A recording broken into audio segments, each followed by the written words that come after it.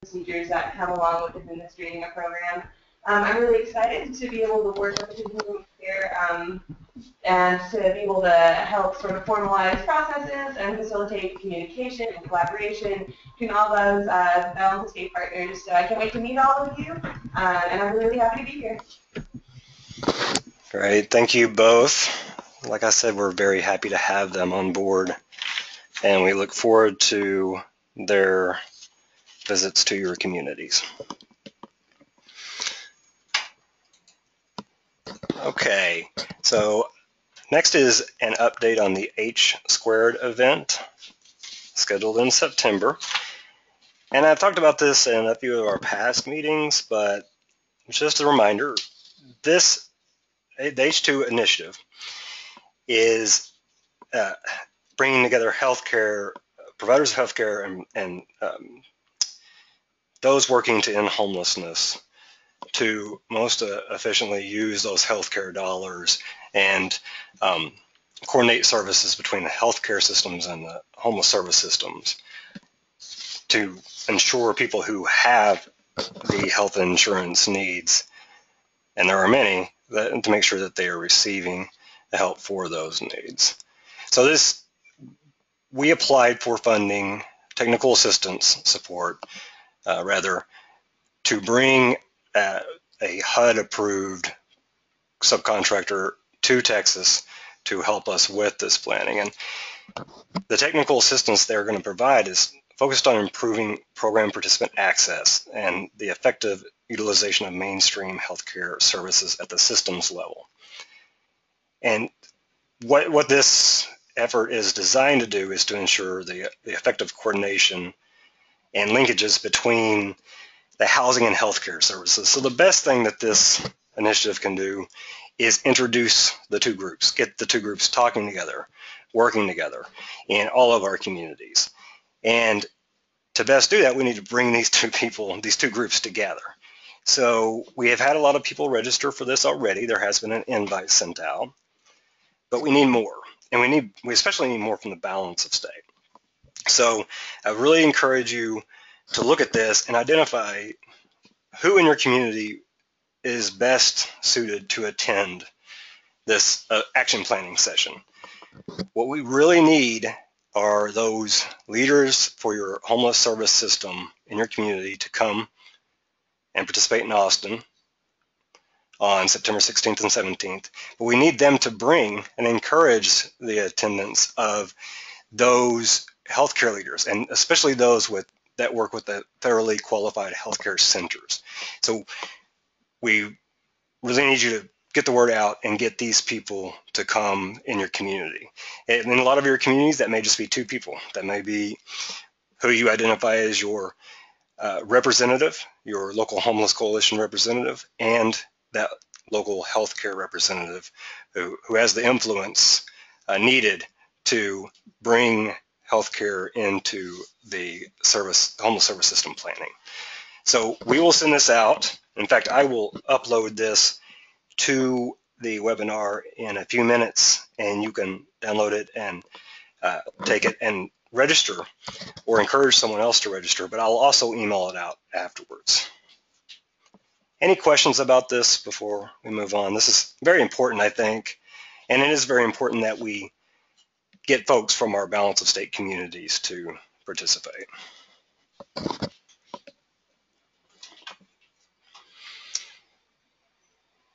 Okay, well, if you have questions or comments, of course, always write them in using the question function on your sidebar, your GoToWebinar sidebar. Okay, so next we have an update on the 2015 HUD Continuum of Care Grant Competition. And this is an update we've been giving each month for the past 3 months at least.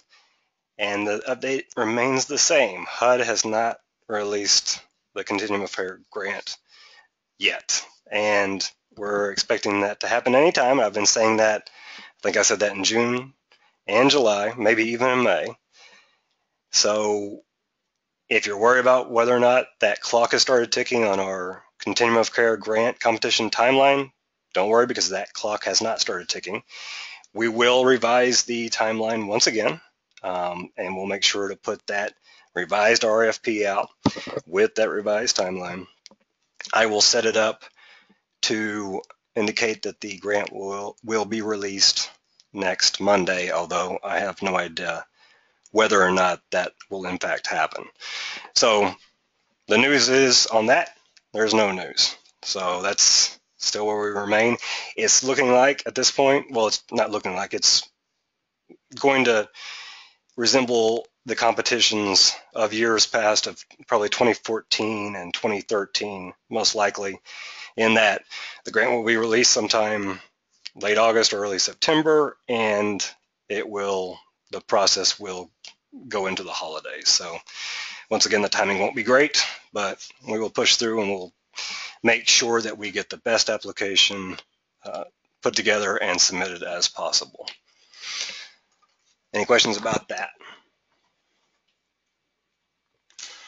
Okay, there are no questions, so let's go ahead on to item 3 here, and that's the follow-up discussion on the previous month's topics of LHCs, or local homeless coalitions, and RPG, or representative planning group members. And I'm going to let Mary take it away on this. Mary, I will pass you the screen. Hello, everyone.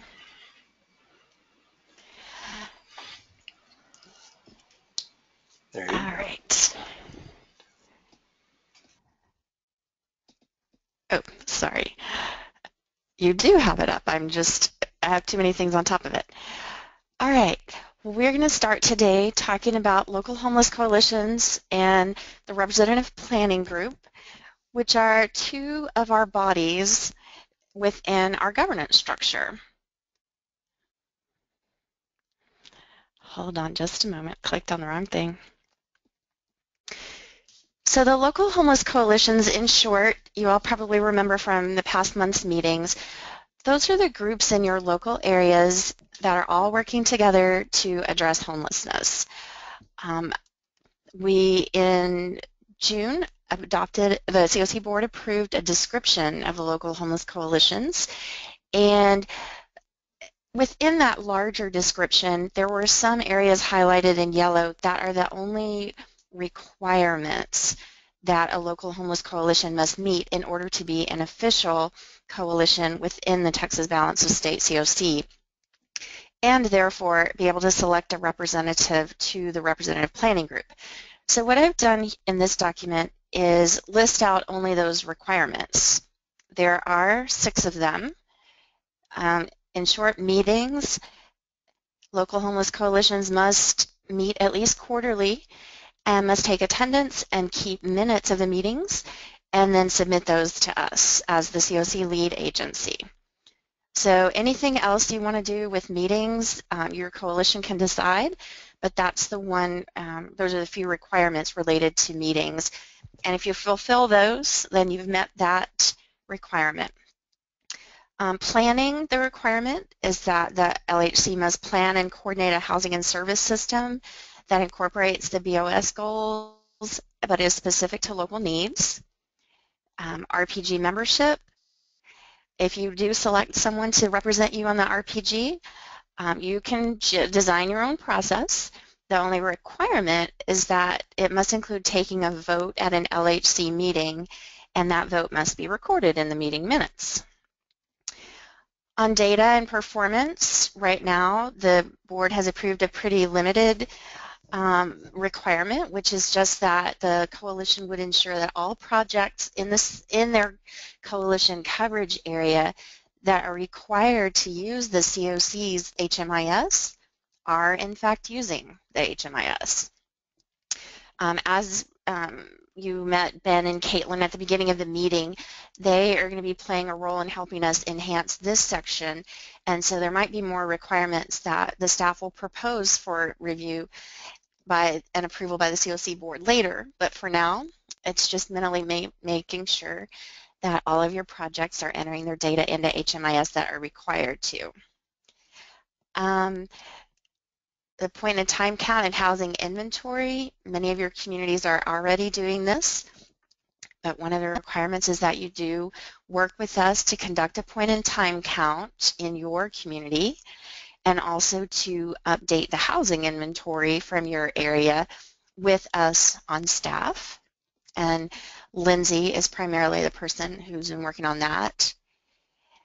And finally, with coordinated access transition teams, when your community begins implementing coordinated access with us, then your coalition will need to establish a committee called the Coordinated Access Transition Team that will follow along on the progress of how that system change and model of delivering your services is going. So those are the 6 current requirements for a local homeless coalition. And if you meet those, great. Since we're starting at the new year, well, we'll get to that in a moment. Let me back up. So how does the local homeless coalition fit into the larger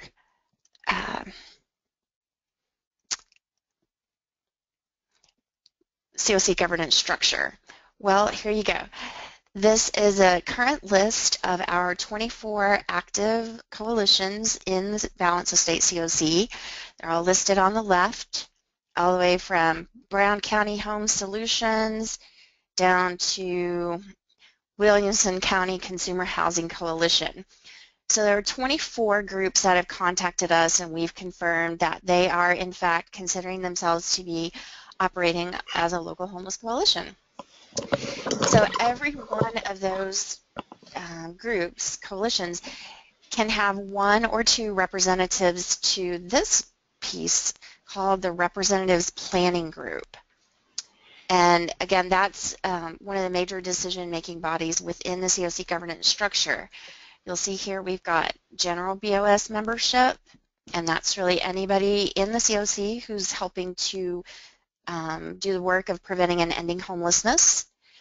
We've got the COC board, which are the 11 elected top decision makers, and then the representative planning group, which I like to think of as kind of a house of representatives, because every local homeless coalition can have 1 or 2 representatives on that group. And a lot of the kind of substantive oversight of the COC is going to be conducted by that RPG group, and that's why they also can have committees to help them do that. And Mary, yes. And some of you may be looking at this list of local homeless coalitions, LHCs. We're really going to try to drive those acronyms into you. But you may be looking at these and think, well, my homeless coalition isn't doing everything that Mary just showed us that LHCs should be doing. Well, that's true in a lot of cases, but what has happened is we're expecting these coalitions to say that they intend to do those things. And then after a year, and we'll get into this a little bit more, after a year we'll check to see if those things are being done. But these are the folks that, or these are coalitions that, hey, that have said, hey, we're going to go ahead and commit to doing this in the balance of state. Yes, good point. So yes, because we're in a beginning of our new governance structure, we are asking everyone's upfront commitment, and then we'll be following you along throughout the year. And then about this time next year, we'll be able to see whether your local homeless coalition has in fact met all these requirements that I showed you on the first page. And if you have, then you will be eligible to select a representative or 2 for the upcoming year, which would be fiscal year 2016-2017. So anyway, just kind of, we like this diagram because it shows, I think, a little better how the local homeless coalitions are part of the governance structure of the COC. And clearly, the COC, on the COC level, we couldn't do what we do without the involvement and ongoing participation of all the local homeless coalitions. And the mechanism to be the liaison between the two is this representatives planning group right here. So let's see, that was how that things fit together and the requirements of the local homeless coalitions, let's look now at our most updated map of where our coalitions are. You'll see a few things that I have updated since last month. It looks like Texoma and East Texas Homeless Coalition in this general, very northeast Texas area, they do have some counties that overlap, and I wasn't sure how to shade that appropriately. So just know that these two do share some coverage area. And thank you, Carol and Monty, for working with me to figure that out. Also an exciting new development, or exciting if you're into this kind of thing, which I definitely am.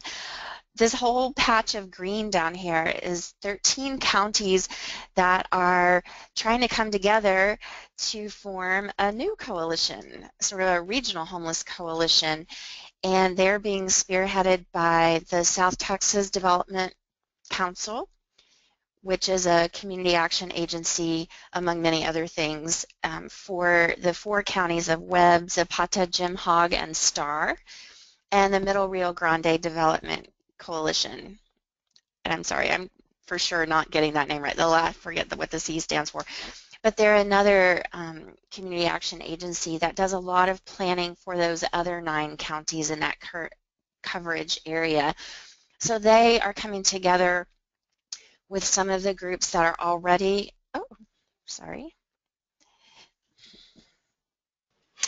And just in case, while you get that up, just in case there's someone from the Middle Grand Rio development area, it's Middle Rio Grande Development Corporation, I believe. Okay, thank you. And they're working with the folks that we already have with the Laredo Homeless Coalition to expand beyond Laredo and Webb County, again, to cover this broad range of South Texas, or I'm not sure the name for that region, lower West Texas. Also, we've got an SSVF grantee, Family Endeavors, that is working in all those communities as well. So we're really excited to have some new energy and programs and progress going on in that part of the state. So there you go. That's who the coalitions currently are.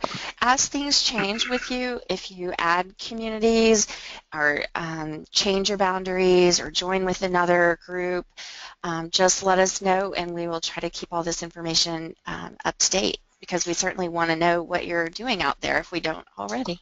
And I'm sorry for interjecting again, but we did have a user write in, and we do need to change one thing after this. And Washington County, right next to Fayette, just north of the Austin area.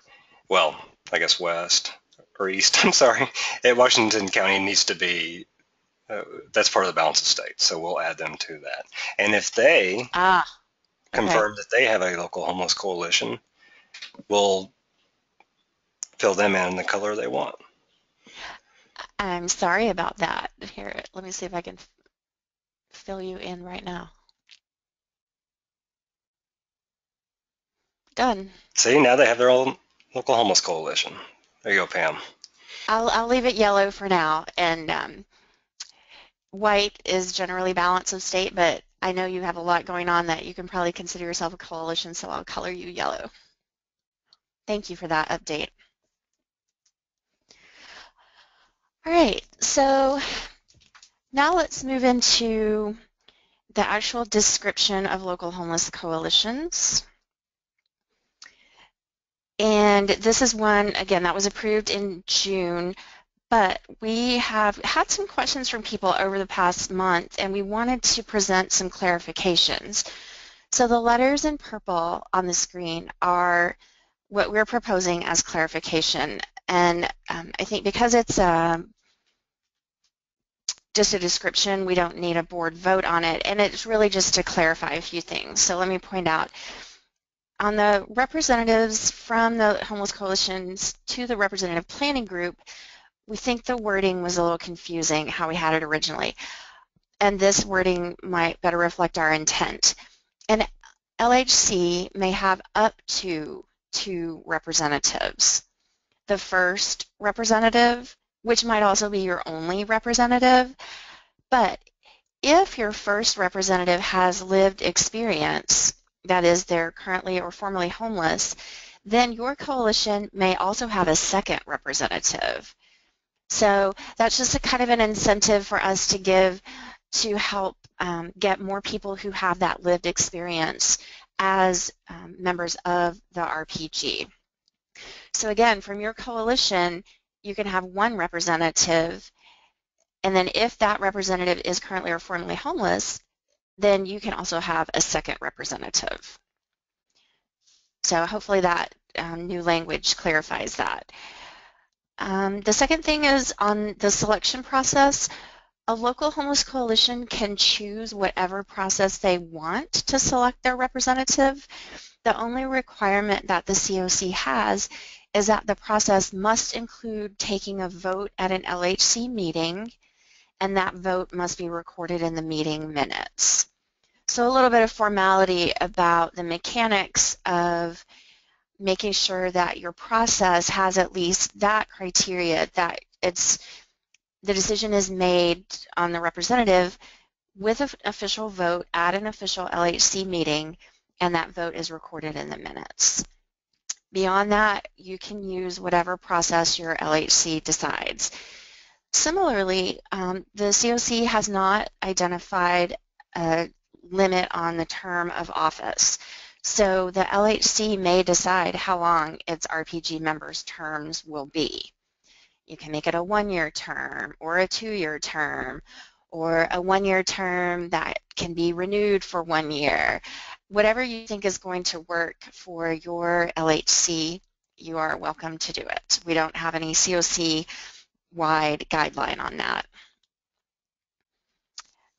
So any questions on that? Or Eric, anything you wanted to add on that piece?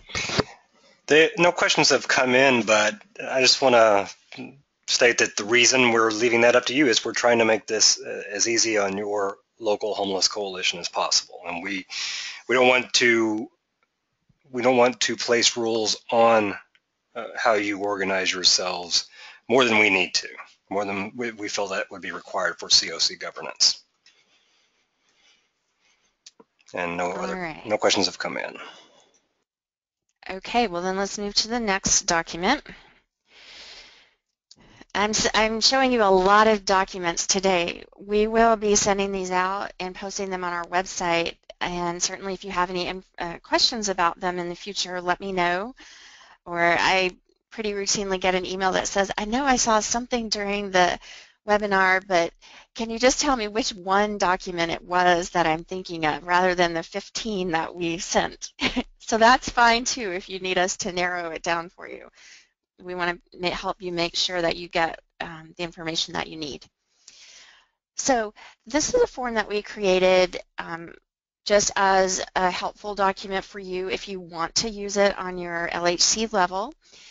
It's a little one-pager about, okay, well, what does it mean to be an RPG member? Or what would I do as an RPG member? And how do I sign up to try to be an RPG member? So it's the RPG member responsibilities and nomination information. Again, you can use this form on your local level to try to recruit people to run to be the representative from your LHC. So I've just copied some of our language from the governance charter. You'll see here the letters that are stricken, like here, plus people representing other relevant organizations. This is wording from the governance charter that has since changed in the LHC description. We just haven't gotten it changed in the charter yet, but I'm indicating it as being stricken. And purple means that those are clarifications that we have also made.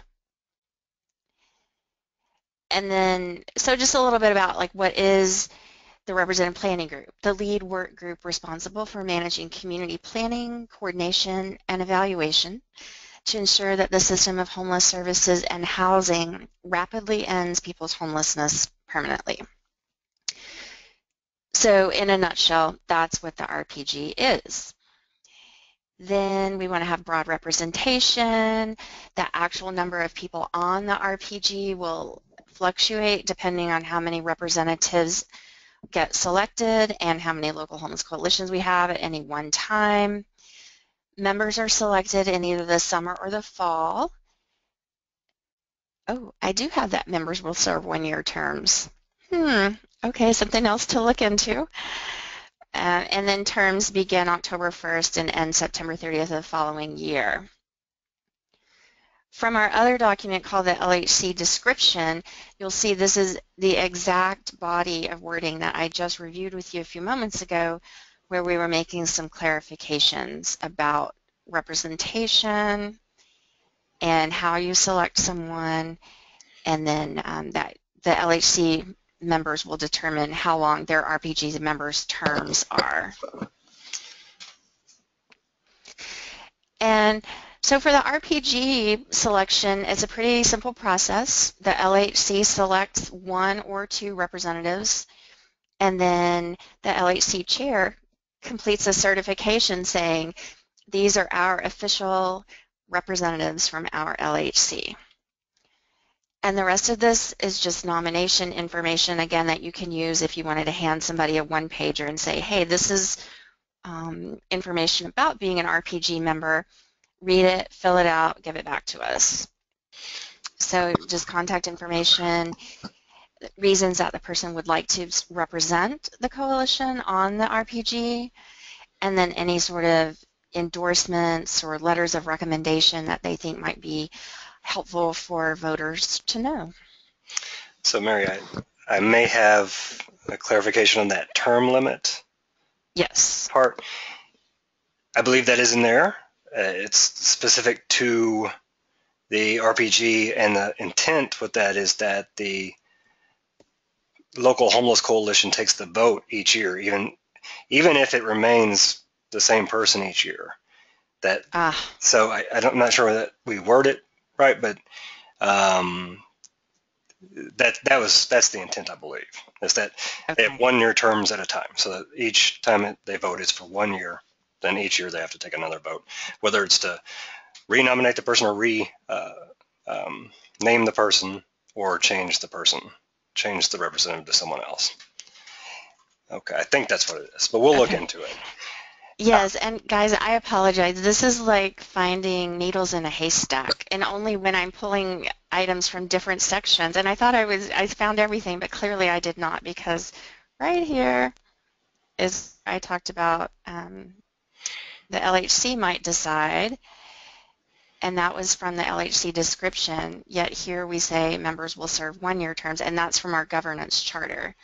So we need to make sure those two match. Yes, we will make sure that those are consistent, and I think everyone understands that you're dealing with a lot on your plate, so no need to apologize. We will make sure to fix it. There were a couple of questions that came in, so I'll ask those, and then I'll try to answer them, and then I'll give it back to you. So there was a question from Jesse Elizondo in Corpus Christi.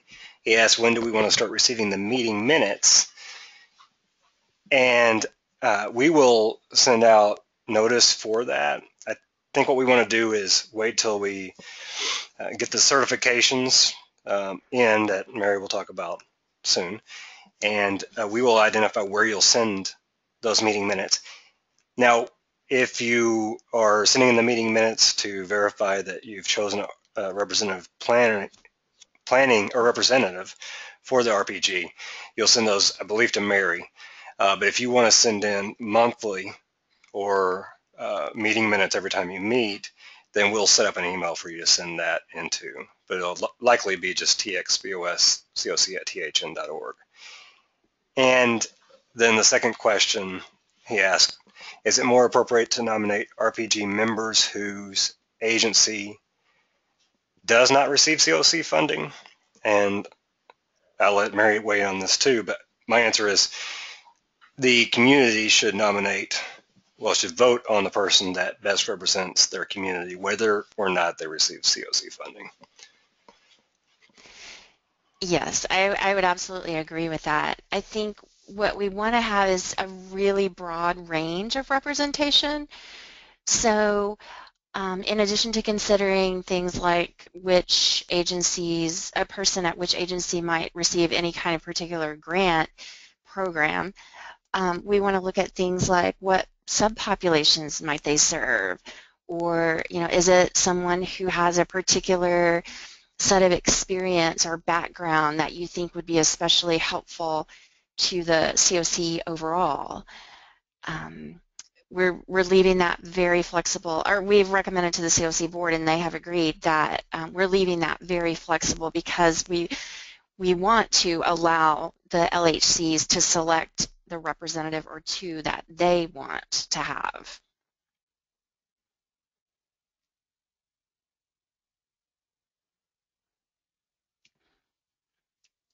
Eric? Oh, I'm sorry. No,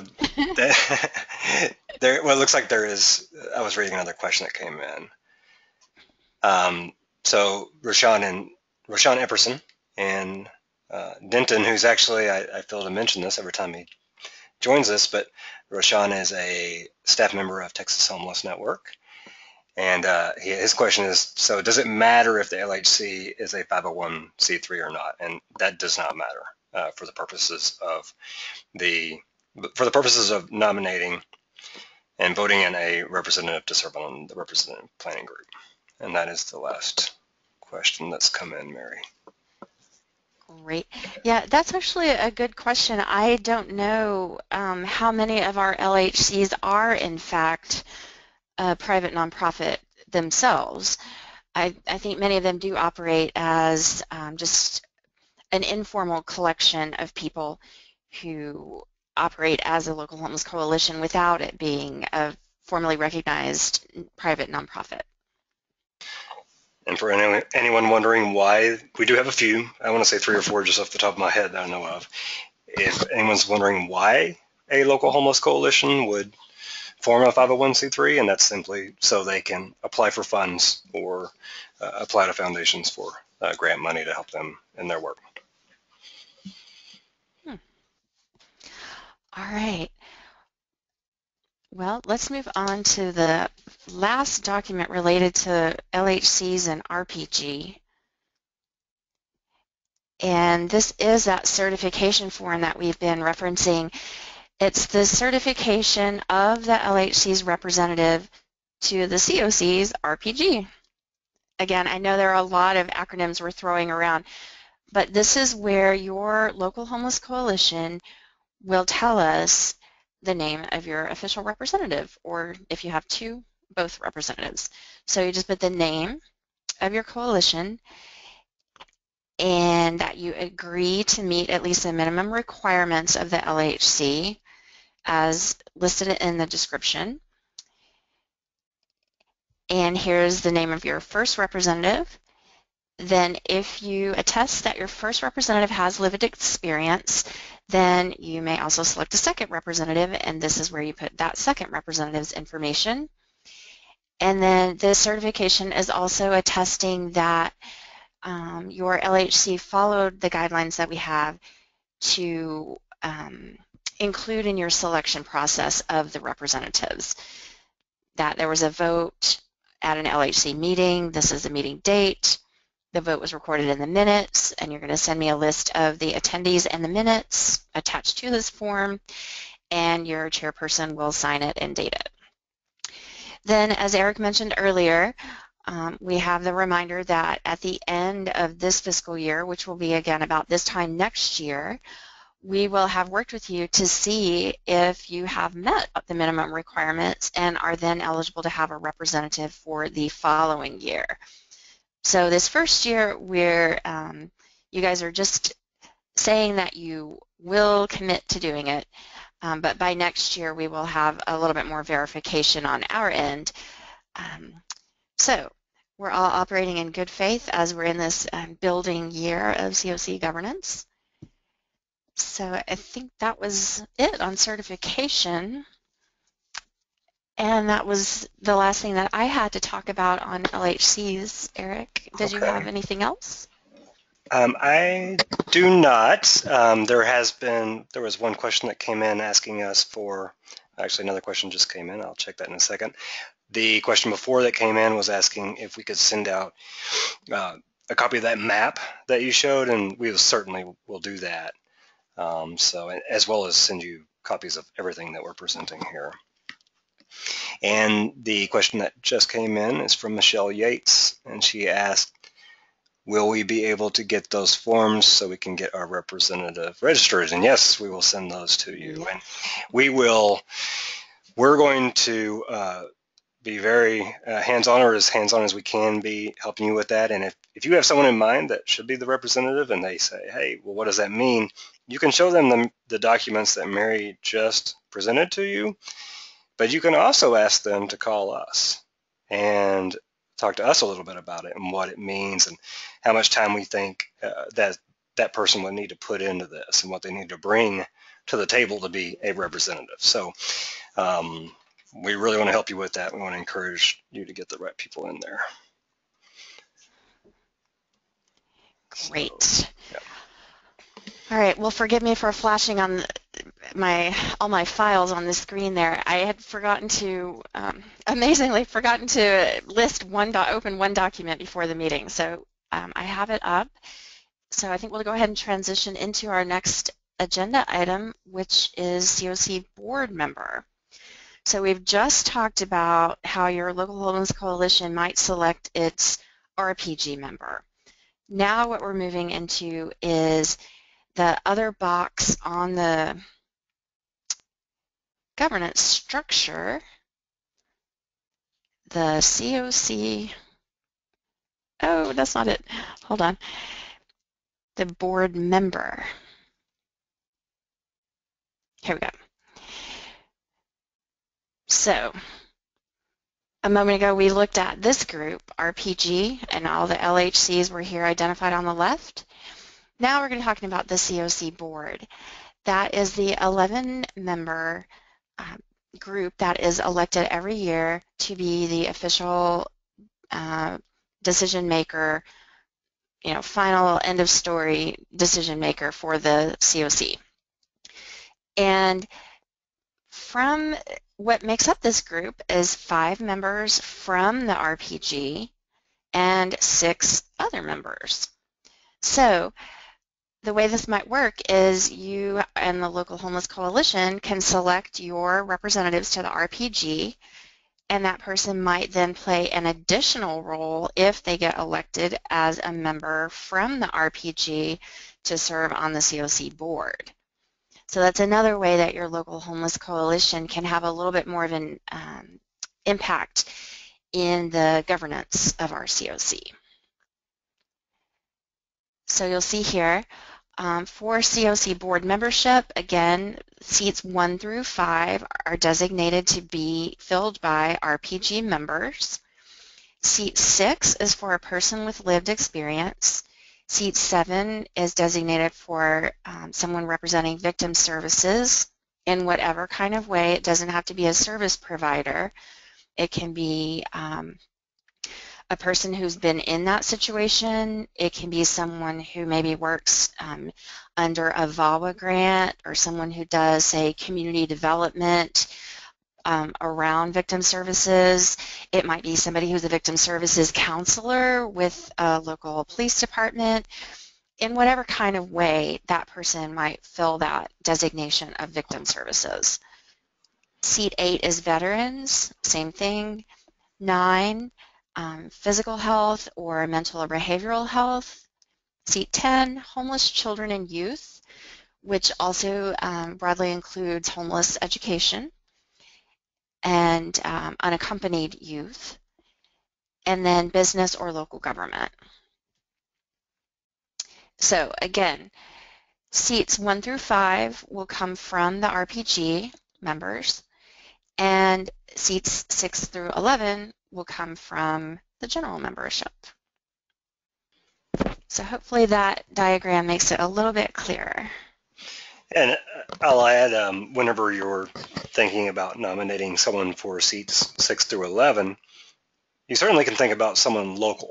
So if it's, say you're in Tyler and you're thinking about who should be the victim services representative, well, you might want to say Lana Peacock, because she operates the the local shelter there. Or you might say, well, we have a really good working relationship with Texas Council for Family Violence, and Molly Bowles at that agency would be a great representative. So you could nominate people on your local level or people on that level as well in situations like that. Yes, the members of the board are not limited to only people that are in your local homeless coalition either. They can be anybody, as Eric said, that you work with that you think would be a great representative to serve on our COC board.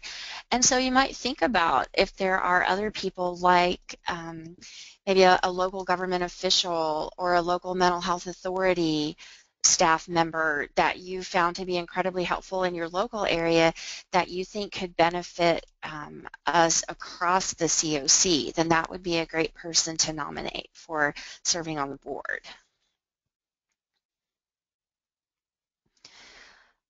All right. So then, well, sorry, I'm getting the order a little wrong because now I'm thinking this order will go better. Similarly to what I showed you a moment ago about RPG member responsibilities and nomination form, we've created one that you can use to recruit board members and help them better understand what would be involved in being a COC board member. So here we've listed the COC board member selection process policy and procedure. That is one that the board approved just last month. And it just goes through some of the nuts and bolts that you've seen already, that we will follow a written process to select the board. There are 11 members, certain seats are designated. All the members will comply with a code of conduct and with conflict of interest requirements and recusal processes. We want broad representation. Board members are elected by the COC membership at the full membership meeting held in the fall of each year. Terms begin October 1st and end September 30th of the following year. Pardon me.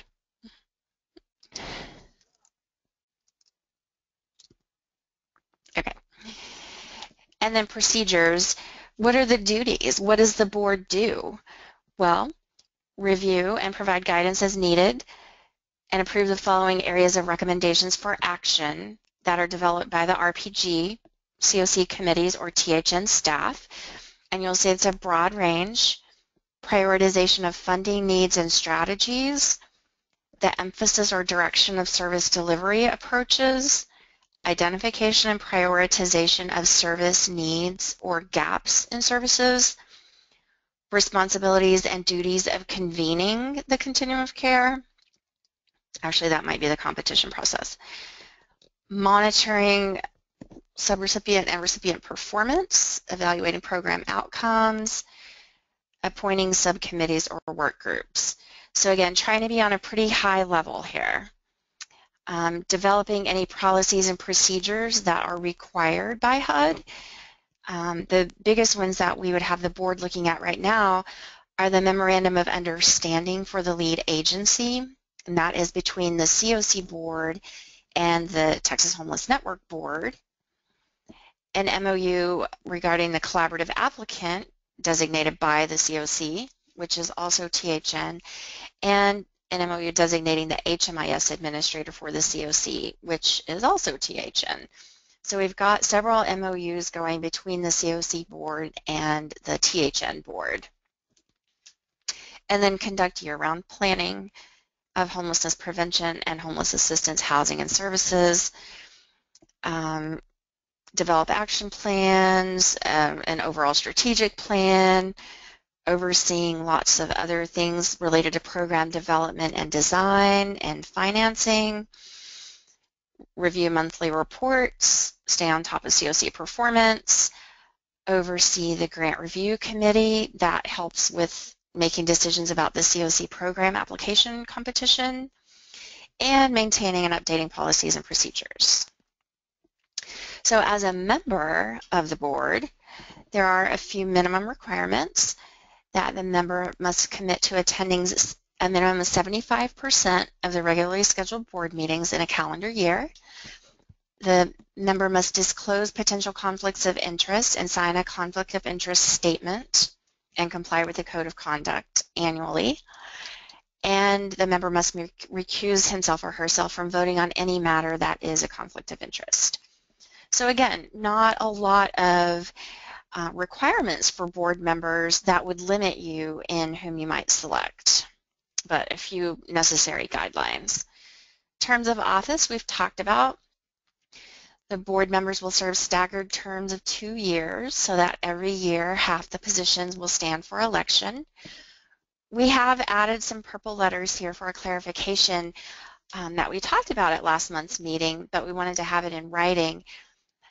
Since this is the first year we're in this new structure, in the 2015 elections, the odd-numbered seats will start 2-year terms, and the even-numbered seats will start 1-year terms. That's what's going to give us the staggered effect in subsequent years. So in future years, seats will already be on staggered terms, so every subsequent term will be a 2-year term. We had a few people ask some questions about that. So it's just in this first year that seats 2, 4, 6, 8, and 10 will have a 1-year term. After that, every seat will have a 2-year term. Selection process, again, the members will be selected by the full membership at the meeting in the fall, and we'll go a little bit more into that in a moment. The meetings will be monthly for the COC board, and THM will provide staff support. Board members are, again, expected to attend at least 75% of those, and they will be asked to provide input into the agendas, and the meeting attendance and minutes will be recorded. Again, just some pretty basic requirements on how the board would operate there. And just another call out to remind everyone that they would need to comply with a conflict of interest statement and a code of conduct. Then we have our code of conduct actually listed in here, so if you give this packet of information to someone, they can see exactly what our code of conflict includes. And the last page of this is an outline of the nomination process and a place where you can gather the nominees' information. So in short, nominees will give their information to THN by October 1st, so in about a month. Either email me this form, or we will also be creating a WUFU survey that people can fill out online, and then they don't have to email anything. It'll just be in the survey responses. Seats 1 through 5, those are the ones that the RPG members will fill. Those people filling those seats will be selected by the outgoing COC board members. So we still want them to fill out this nomination form, but they will not be selected by the full membership. And that was a decision that the COC board made,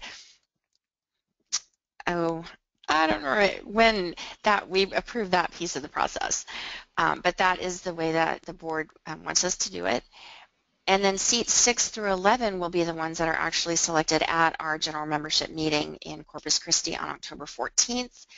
If you are not able to attend that meeting in person, that's okay. We will still be doing it via webinar like we do our other monthly meetings. We will just be in Corpus. And then if you're voting in person, you'll use a paper ballot. If you're voting via webinar, we'll have polling questions on the screen where you can indicate your selections for seats 6 through 11. And then our staff will tally all the votes, and whoever receives the most votes will be elected to the seats for which they were nominated. So similar information to what we had on the other sheet, but this one again is for the COC board members. Name and contact information, the seat number and designation for which the nominee is running, how the nominee meets the designation of that seat. So explain what makes them be able to represent that designated group. Reasons why they want to serve on the COC board or what they would bring to the position. and then any endorsements or letters of recommendation that they have from a local homeless coalition, for example, or from an agency or another group of people that might want to give some nominee a recommendation. So that's our information about selecting board members and recruiting nominees. So Mary, can you, I want to point out a few things with this form. Yes. The first thing, I think, when you were going through the responsibilities of the board members, as you list those responsibilities, it sounds like it's pretty daunting. But everyone should keep in mind, whether you're thinking about nominating yourself or someone else, or if someone asks, what the responsibilities are, you can show them this, or the duties, I should say. You can show them what the duties are, but you should always explain that TH and staff is there to support not only the COC membership, but the board of the COC. So the work that is included in here will be assisted or made easier by the work that we do as a TH and staff. So we will try to make everything as easy as possible on the board so they can do their jobs quickly, because we know all of you have more than 40-hour-a-week jobs doing what you do in your local community. So we will always keep that in mind. So that's number one. And on that note, too, that's similar to how we do it already when, for example, we hope that our current board members are able to pretty much just see the agenda a week ahead of time and get documents from us either early or during the meeting and be able to carry out their work as COC board members, because we on staff have done a lot of the legwork and the prep work to make the COC member job as easy as possible.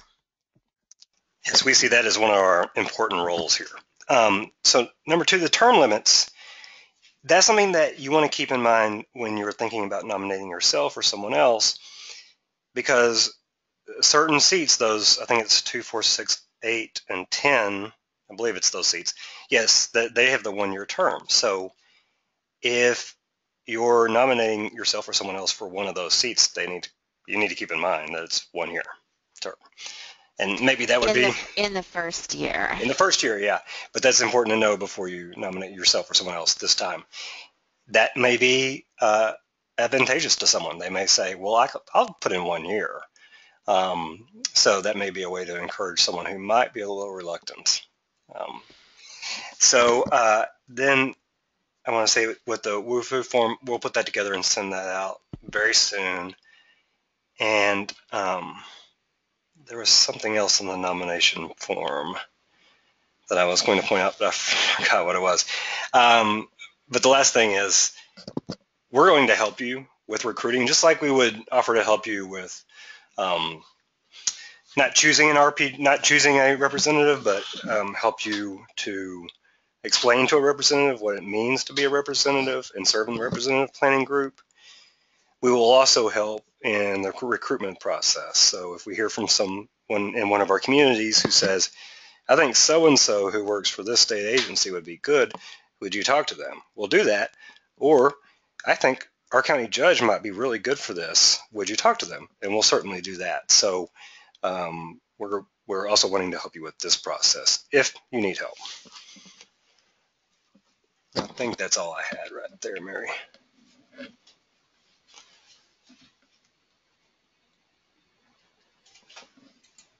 Let's see. Did you have anything else, Mary?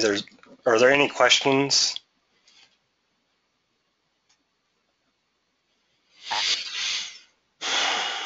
Your microphone fading in and out. Okay. I don't know where it cut out, but hopefully it's okay now. But hopefully I got through my points. I'm not sure I did. But I was just saying that I don't have anything else. If there are any questions, or if you have something else, Mary. I don't have anything else on that. And I'm sorry, everyone, for that audio cutting out. Hopefully we will eliminate those problems very soon. But let's get back to the agenda here.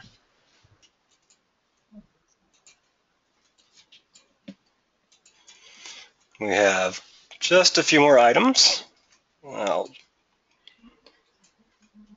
change it back to myself.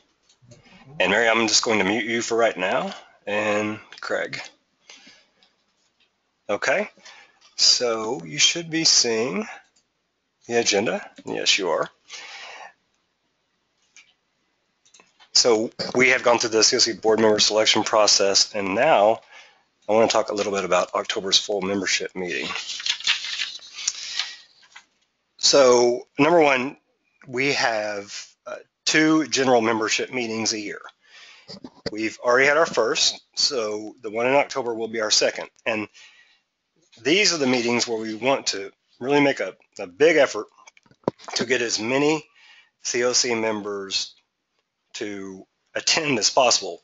And we would love for them to attend on site, since that is the first day of our annual conference in homelessness. And we are in a great location. We're in Corpus Christi at the Omni downtown. So we definitely encourage you to attend in person. And if not in person, attend the webinar.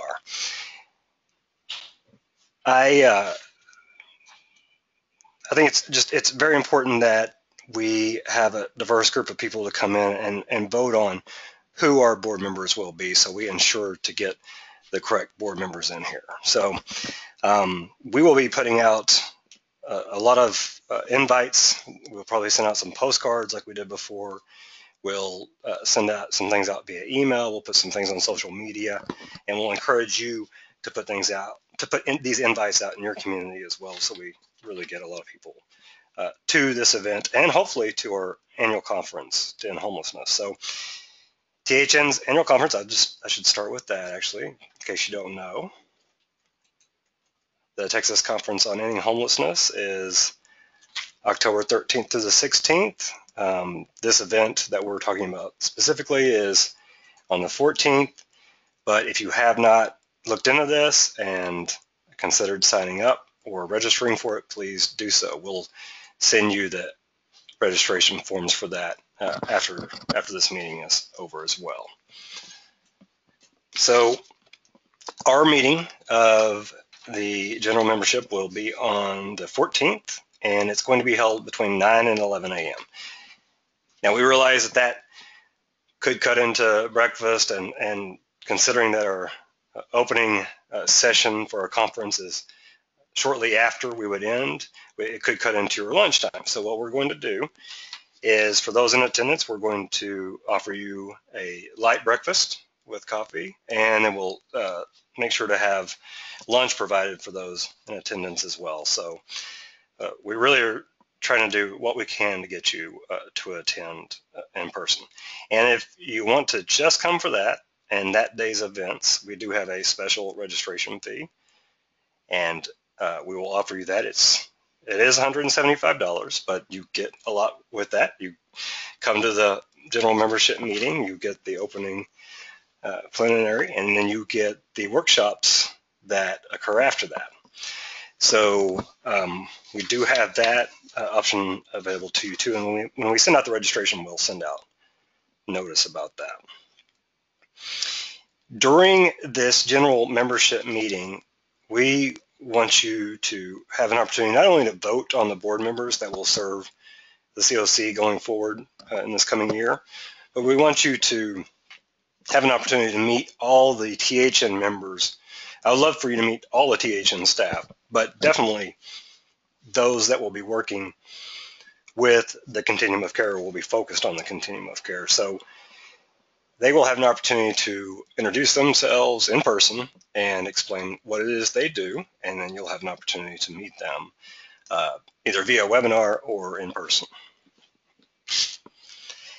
So before this general membership meeting happens, the current COC board will get together and look at who has applied to fill seats 1 through 5, and during this meeting they will name who their successors will be. Then we'll get into the voting on seats 6 to 11. And so what we'll do with those, most likely the way we'll handle those, is we'll just take each seat one at a time. We'll present the people that have been nominated, and then we'll put it up for vote. And those that are on webinar will vote virtually. And this is the general membership meeting, so everyone who's on can vote. And then those in person will vote, like Mary said, by paper ballot. And then we'll combine the two amounts and total for each seat and announce the person that's been voted in. Probably we'll wait till the end and announce each one of the seats and who's filled those seats.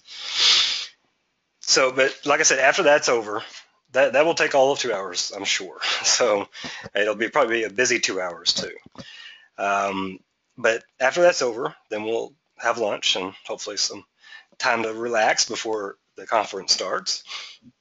And then you'll be able to go to the conference if you have that one-day registration, or if you purchase that one-day registration. You'll be able to go to the conference, and then later there will be a workshop that is focused on Texas Balance of State, continuum of care planning. And so we're going to be asking you for topics to address during that workshop. We're thinking that this will be a good time to lay out our plan for the 2015-16 project year, and maybe a good time to talk about the Coordinated Access project that Sophia Cheka has so expertly run over the past few years here, and reveal our plans for programs like that in the coming year. But we will be putting out a poll about that to ask you what you do want to talk about. But we just really think it's important that you attend one way or another. So you're going to hear a lot from us about this over the next few months. Hope you don't get tired of it, but we want to get a large number there in person and a large number participating online. So please help us get the word out about that, and please attend if you're on the call right now. Please plan on attending in October. Any questions about that? There is actually one question that's come in. Jesse Elizondo asked if individuals can attend the full membership meeting in person, even if they are not a conference attendee. And for that, yes. These general membership meetings are open to every COC member, so we're not going to limit the participation in any way for those meetings. So if someone's local, or someone wants to come there just for the meeting and then leave afterwards, they certainly can do that without purchasing that one-day registration. But we really would like for you to stay for that full day. Are there any other questions? Okay, no other questions have come in. Anything, Mary, you would like to add? I can unmute you if you'd like. Well, for some reason I can't. I'm sorry about that. So if there are no more questions, I'll take it to item 6, our last item. So preparing for our next month's COC. Preparing for our next month's COC board meeting. Sorry for the audio problem again. Next month we will be gearing up for, doing more gearing up for the October general membership meeting, and we'll likely be talking to you about a new grant, a new project that will be starting soon, the Texas Homeless Youth Count Implementer Grant, and hopefully we'll bring on someone from Texas Network of Youth Services to participate in our webinar that month so they can talk with you about that and how we'll hopefully be working with them on that, we being THN. Then finally, we will focus on the COC application if at all possible. We're hoping that we can talk about that this coming month. We're hoping it will be released so we can actually discuss something with substance concerning the COC grant competition. I was just informed that we're not done yet. Actually, we have to go back up a few agenda items because Mary has something she needs to present before we get off the webinar. And I'm going to hand the screen back to her. Okay, Mary, there you go. Hello, everyone. In my many, many documents, I realized I did in the end forget one. This is a follow-up from last month when the board members approved the board member selection process. They approved it with some instructions to the staff to make some expansions on language. So the specific notes were that the members wanted to have a limit to the number of consecutive terms that any board member could serve, and that was a maximum of 2 consecutive terms of office. So I have made sure that we have that language in the board member selection process now, and it reads very simply, members may serve a maximum of 2 consecutive years of office. So that is the final language.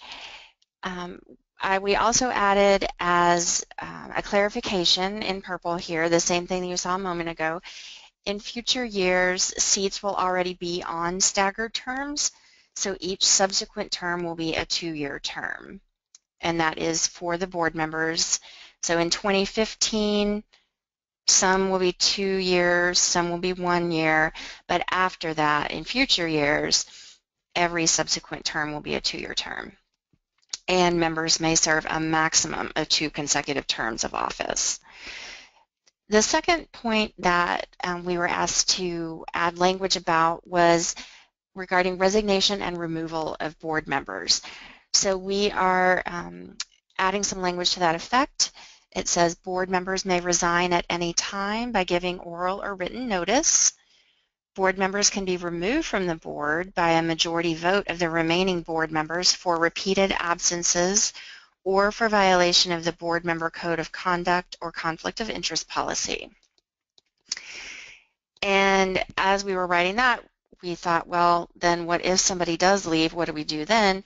So we've included a little section on vacancies that when a board member resigns or is removed from his or her seat, the board may appoint another representative to fill that unexpired term.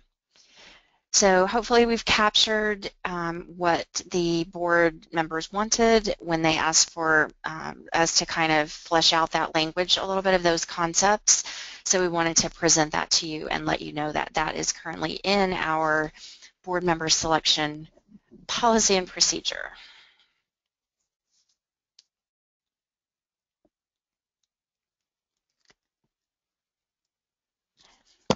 Thank you very much, Mary. Let me get back to the agenda.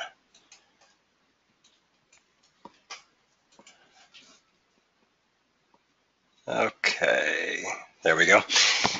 So I believe that was the last agenda item, the next steps that I presented before Mary made that clarification. We will obviously be sending out all the materials. We've said this many times, but we'll say it again. We'll be sending out all the materials from today's meeting to you as soon as possible. We'll also be putting the recording up on our website, so we'll send you the link to that. One thing I did not present that I should have at the outset, and I'll show it real quickly right now. We had really good participation. We had a lot of people register to join us, and trying to get that map up here right now. There we go. Well, I'm sorry, I can't get it up for some reason. Oh, there it is. Anyway, I just wanted to show you that if you're on this call, you were joining the call with people that are from all around the state. We've had better and better representation on these calls as the summer months have gone by, and hopefully it will continue. So we will go ahead and wrap up this monthly COC board meeting of the Texas Balance of State. Unless there are any questions, and I am not seeing that there are any, we will stick around afterwards for a few minutes, 5 minutes say, if you have any questions. But thank you all for joining and participating in this call, and we will be in contact very soon. So thank you, and enjoy the rest of your week and your weekend.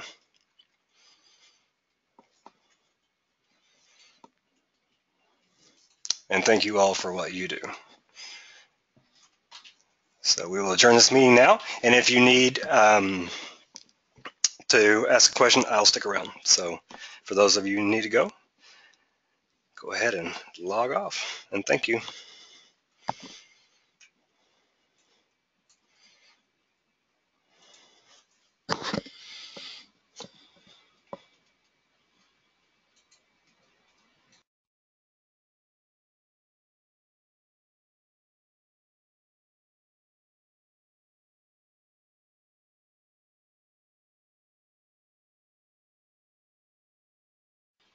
Hey, Eric, it's Jesse Corbett.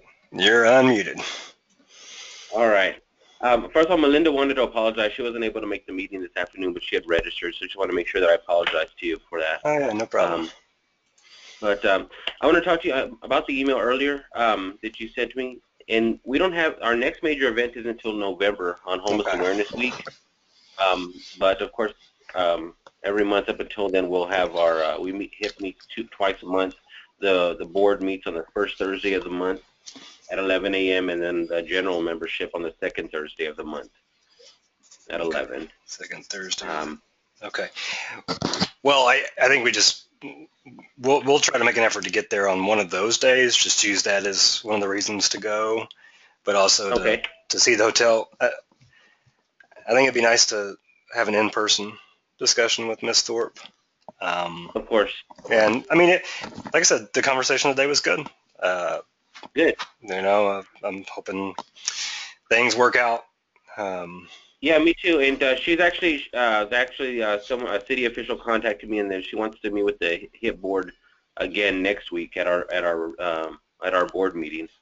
So it's good. There's a lot of communication going on. But even if you can't make it down during one of those board meetings, just let me know and get with me, and I'll get the board together. That way we can set up a meeting with you in person. Okay. And also with. And just so everyone who's on here knows, we know that you can hear us talking, so that's fine. I had a few people write in and say, hey, we can hear us talking. I will say this, I said earlier that she asked about your grants and asked specifics about the amounts and all of that, the funding amounts. And, right. That's public knowledge, so I gave her that information, but I'm not sure what she would use that information for, but just be prepared that she might. Okay, of course. I did tell her, of course, that we would love for the city to offer some bridge funding for some of your programs so they could reallocate funding, HUD funding, or just offer funding to help out your programs, meet matching a need. So she's aware of that. She obviously did not commit to anything. Okay. So, yeah. All right. Yeah, we'll set up a time to come down and meet. Okay, and I appreciate you taking your time to speak with her. And just let me know if those times aren't convenient for you, we can set up another date. Okay? Okay. Thank you very much. All right, talk to you later. Thanks, Eric. Talk to you later. Did anyone else want to speak before I get off?